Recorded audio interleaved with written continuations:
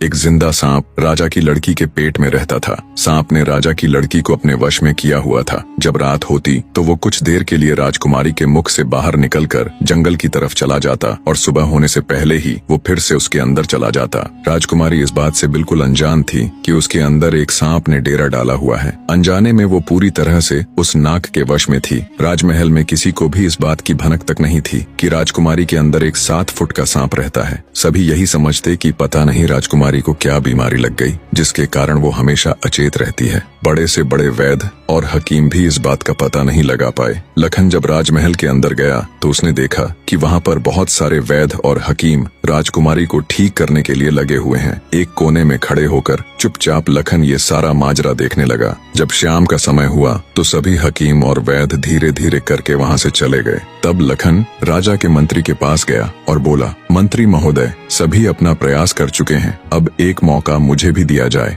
लखन की बात सुन मंत्री उसे अपने साथ ले राजा के पास जाता है और लखन का प्रस्ताव राजा के सामने रखता है। बेचारा हर तरफ से निराश हो चुका राजा एक बार अनमने ढंग से लखन की तरफ देखता है, फिर दुखी मन से कहता है, बताओ तुम मेरी बेटी का इलाज किस प्रकार करोगे। लखन राजा को प्रणाम कर बोला, महाराज, मुझे एक रात अपनी बेटी के साथ ठहरने की इजाजत दीजिए, तभी मैं किसी नतीजे पर पहुंच सकूंगा। एक बात और महाराज, मैं बिल्कुल एकांत में राजकुमारी के साथ रहना चाहता हूँ, तभी मैं अच्छे से ध्यान लगाकर राजकुमारी जी की बीमारी का पता लगा पाऊंगा। लखन की आत्मविश्वास भरी बातों से राजा के मन में हल्की सी उम्मीद जागी। उसने लखन को रात में राजकुमारी के साथ एकांत में रुकने की इजाजत दे दी। राजा की इजाजत मिलते ही लखन राजकुमारी के कक्ष में गया और उससे कुछ दूर एकदम चुपचाप बैठकर उसे देखने लगा। जैसे ही रात के 12 बजे का समय हुआ तो अचेत अवस्था में पड़ी हुई राजकुमारी के मुंह से सांप बाहर निकला और महल के परिसर से होता हुआ जंगल की ओर चला गया। ये सब देख लखन दंग रह गया। वो बिना कुछ हरकत किए चुपचाप वहीं बैठा रहा। जब रात का आखिरी पहर खत्म होने को आया तब वो सांप वापस लौटा और राजकुमारी चंद्रकला के मुख से होता हुआ पूरा उसके अंदर समा गया।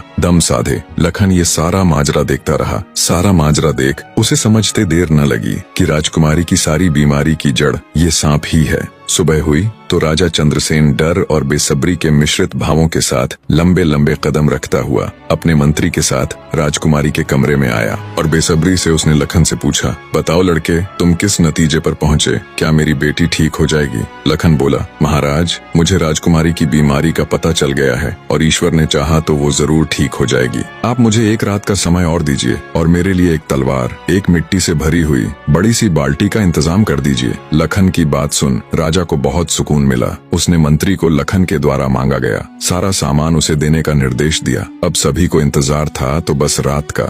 एक जिंदा सांप राजा